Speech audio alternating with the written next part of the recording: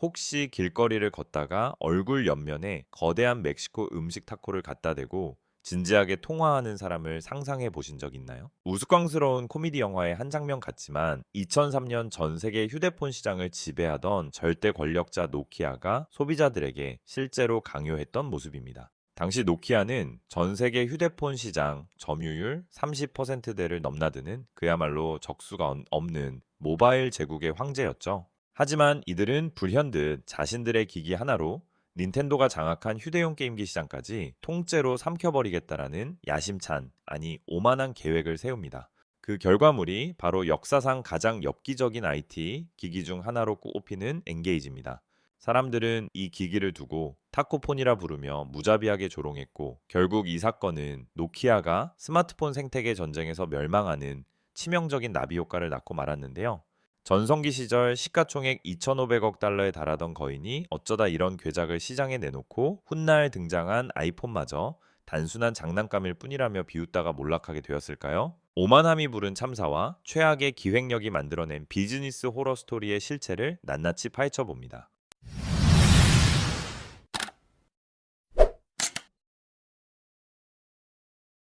2000년대 초반의 핀란드 본사 회의실로 잠시 시간을 돌려보죠. 당시 노키아 수뇌부의 눈에 비친 세상은 아주 단순했을 겁니다. 우리가 바로 휴대폰 시장의 룰 메이커다. 실제로도 틀린 말이 아니었거든요. 1998년 모토로라를 꺾고 세계 1위에 오른 이후 노키아의 질주는 멈출 줄을 몰랐습니다. 거리의 모든 사람들이 노키아 특유의 폰트를 보며 문자를 보내고 그들의 벨소리를 울리며 걸어 다니던 시절이었습니다. 이때 주머니에는 전화를 넣고 가방에는 워크맨이나 게임기를 따로 챙겨 다니던 사람들의 행동 패턴을 유심히 관찰하던 경영진의 시선이 한 곳에 꽂히게 됩니다. 바로 2001년에 출시되어 전 세계 초등학생부터 어른들까지 홀려버린 닌텐도의 게임보이 어드밴스였죠.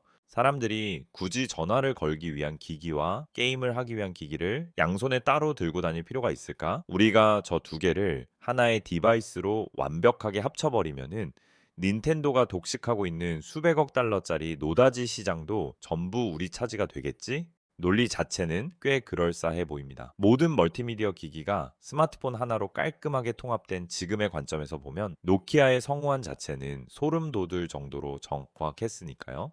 하지만 번뜩이는 아이디어와 그것을 현실로 구현하는 실행력은 완전히 다른 차원의 이야기입니다. 당시 노키아는 게임 산업의 본질이 무엇인지, 게이머들이 컨트롤러를 쥐고 화면을 보며 어떤 경험을 원하고 있는지에 대한 이해도가 처참할 정도로 부족했습니다. 그저 우리가 만든 세계 최고의 하드웨어에 그까짓 게임 기능쯤 우겨넣기만 하면 소비자들이 앞다투어 지갑을 열 것이라는 지독한 맹신에 빠져 있었죠. 수억 달러의 막대한 개발비가 투입된 끝에 2003년 10월 드디어 노키아의 야심작 엔게이지가 세상에 화려하게 공개됩니다. 왼쪽에는 십자키 패드, 오른쪽에는 숫자 버튼이 달린 마치 게임 패드 한가운데에 세로형 액정을 억지로 박아 넣은 듯한 파격적인 디자인이었습니다. 노키아는 대대적인 글로벌 마케팅 예산을 쏟아부으며 닌텐도를 공개적으로 도발하기 시작합니다. 진짜 쿨한 게이머라면은 더 이상 유치하게 팩이나 꽂는 게임보이를 들고 다니지 않을 것이다 라면서요. 하지만 뚜껑을 열자마자 소비자들의 반응은 차갑게 얼어붙다 못해 이내 격렬한 분노와 밈 섞인 조롱으로 바뀌고 맙니다. 엔게이지를 손에 쥐어본 사람들은 단 5분 만에 이 기기가 혁신적인 융합이 아니라 휴대폰과 게임기 양쪽의 장점만을 골라 철저히 파괴해버린 끔찍한 혼종이라는 사실을 깨달았거든요. 대체 기기를 어떻게 설계했길래 이토록 처참한 평가를 받았던 걸까요?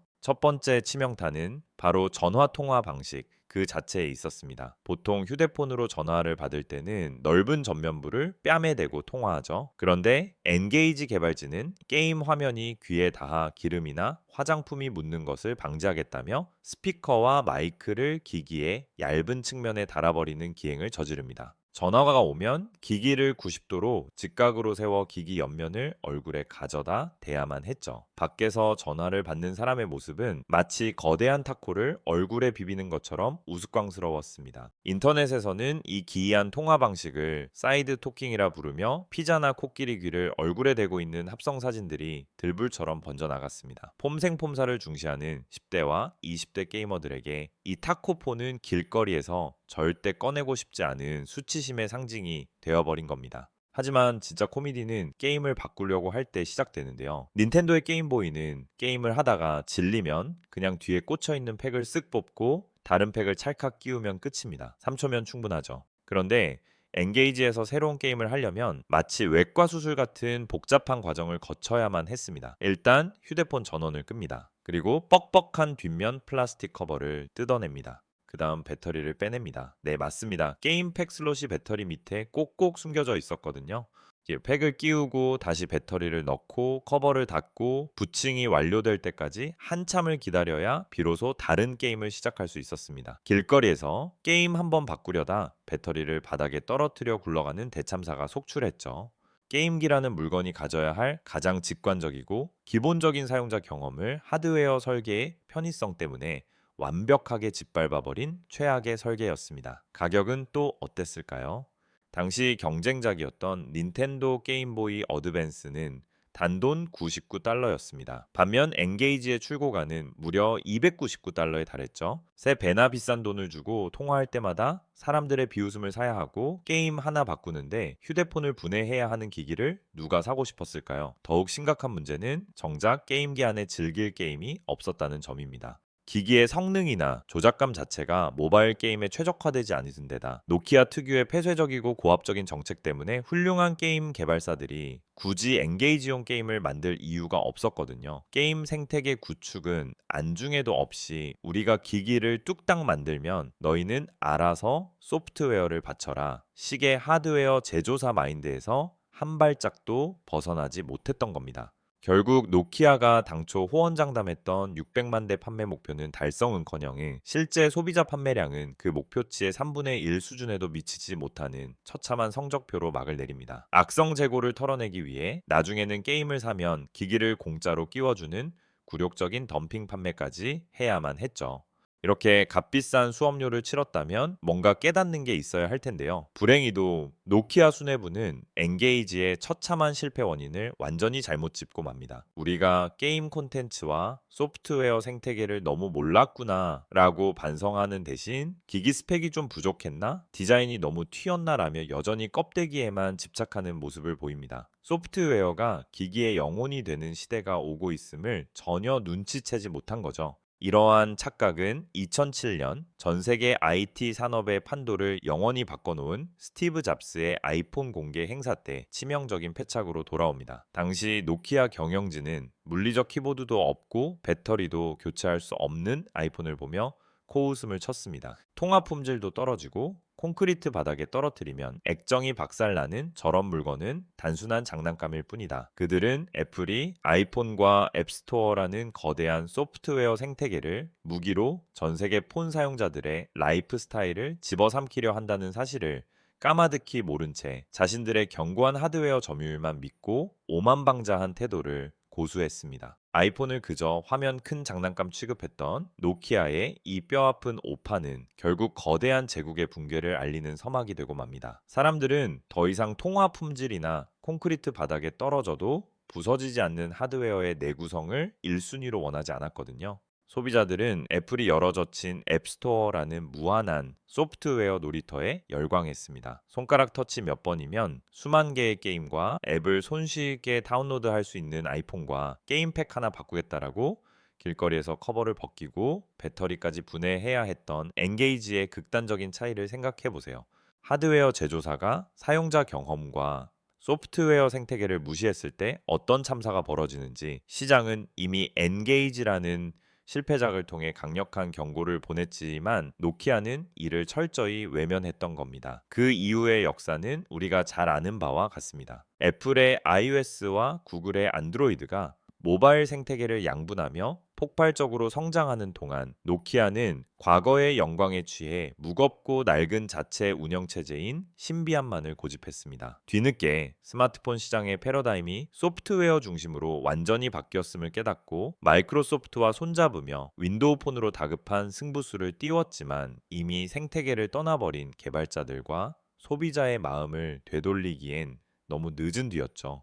결국 2013년 전 세계 휴대폰 시장을 쥐락펴락하던 모바일 제국 노키아는 회사의 심장과도 같았던 휴대폰 사업부를 마이크로소프트의 헐값에 매각하는 치욕을 맛보게 됩니다. 전성기 시절 2,500억 달러에 달하던 시가총액은 신기루처럼 무너져 내렸고, 거리마다 울려 퍼지던 노키아 특유의 벨소리도 영원히 역사 속으로 자취를 감추고 말았죠. 노키아의 엔게이지 사태가 오늘날의 비즈니스 생태계에 남긴 핵심 교훈은 매우 명확합니다. 아무리 자본력이 뛰어나고 기기 제조 기술이 압도적이라 할지라도 소비자의 심리와 행동 패턴을 배려하지 않는 공급자 중심의 맹목적인 기획은 철저하게 시장의 외면을 받는다는 사실이죠.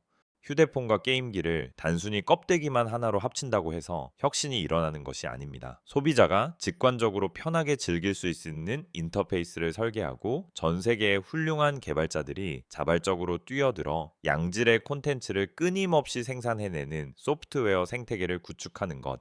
그것이 진정한 플랫폼 비즈니스의 본질이자 승패를 가르는 열쇠입니다. 엔게이지는 시대를 너무 일찍 앞서간 비운의 명기라기보다는 1등이라는 자만심과 IT 산업의 소프트웨어적 본질을 꿰뚫어 보지 못한 몰이해가 빚어낸 필연적인 참사였습니다. 얼굴에 멕시코 타코를 비비며 통화해야 했던 그 엽기적인 폰은 대중의 조롱 속에 쓰러졌지만, 그들이 남긴 뼈아픈 실패의 기록만큼은 현재를 살아가는 모든 기업들에게 여전히 서늘한 경고장으로 남아 있습니다. 이야기는 여기서 끝이 아닙니다. 역사적인 대참사를 겪은 노키아 내부에서도 나름의 다급한 수습은 있었거든요. 전 세계적인 조롱거리가 된 지 불과 6개월 만인 2004년, 노키아는 유저들의 빗발치는 불만을 황급히 반영한 후속작 엔게이지 QD를 시장에 투척합니다. 가장 먼저 뜯어고친 건 역시 그 기괴한 통화 방식이었습니다. 스피커와 마이크를 드디어 상식적인 위치인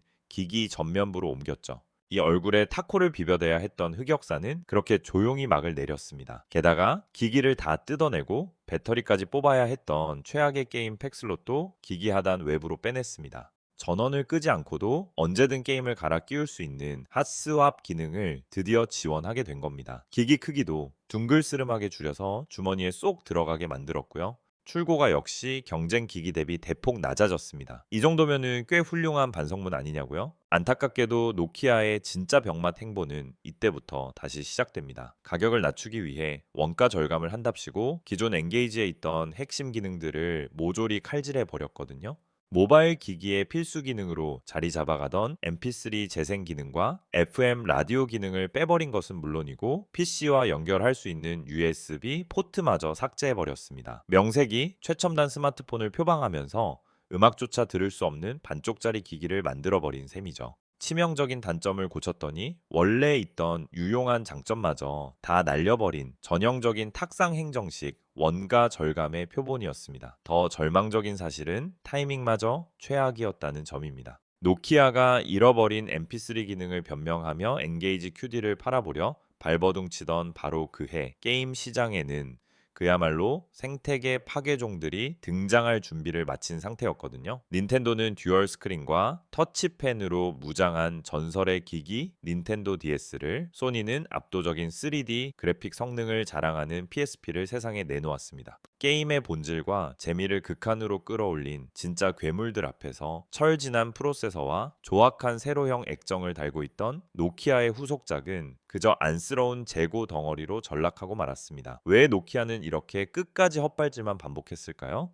당시 노키아 내부의 조직 문화를 들여다보면은 그 실패 원인이 더욱 명확해집니다. 당시 노키아는 하드웨어 엔지니어들이 회사의 모든 권력을 쥐고 흔드는 구조였습니다. 눈에 보이지 않는 소프트웨어나 사용자 인터페이스를 디자인하는 부서는 기계의 부품을 만드는 하위 조직쯤으로 취급당했죠. 게임 개발자들은 노키아의 자체 운영체제인 신비안이 코딩하기 너무 까다롭고 폐쇄적이라며 불만을 터뜨렸지만, 경영진은 우리 하드웨어 점유율이 30%대인데 싫으면 너희들이 안 만들고 배기겠어? 라는 식의 오만한 태도로 일관했습니다. 결국 우수한 서드파티 개발사들이 전부 닌텐도와 소니로 떠나버리면서 엔게이지 시리즈는 텅 빈 유령 도시가 되어버렸습니다. 결과적으로 엔게이지 프로젝트는 노키아에게 단순한 기기 하나의 실패를 넘어선 재앙이었습니다.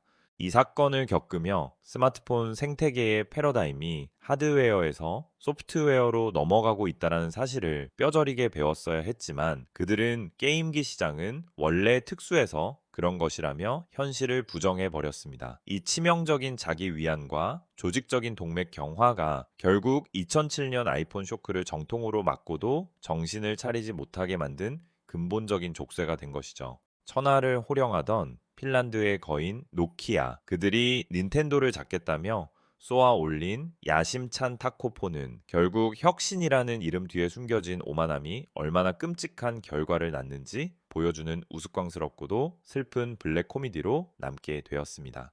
이 흥미진진한 비즈니스 비하인드 스토리가 재미있으셨다면 구독과 좋아요로 다음 썰을 응원해 주세요. 여러분의 클릭 한 번이 제가 더 깊숙한 비즈니스 속사정을 파헤쳐 오는데 큰 힘이 됩니다.